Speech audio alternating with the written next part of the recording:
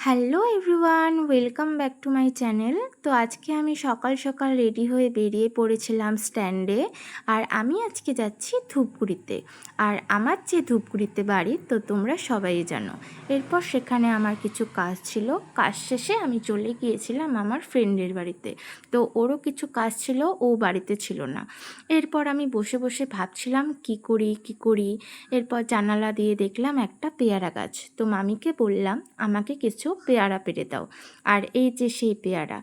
আর আমি বসে বসে পেয়ারা মাখাও খাচ্ছিলাম। তারপর দুপুরবেলা খাওয়া দাওয়া সেরে আমি বেরিয়ে পড়েছিলাম আমার বাড়িতে।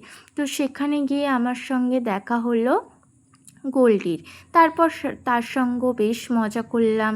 মজা টজা করে তারপর সন্ধ্যাবেলা আমি এই মলটাতে চলে গিয়েছিলাম।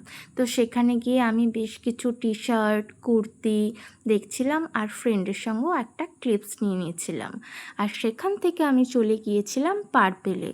তো পার্পেল নতুন ধূপগুড়িতে খুলেছে, তো তোমরা সবাই জানো। সেখানে গিয়ে আমি কিছু মেকআপ কিনেছি।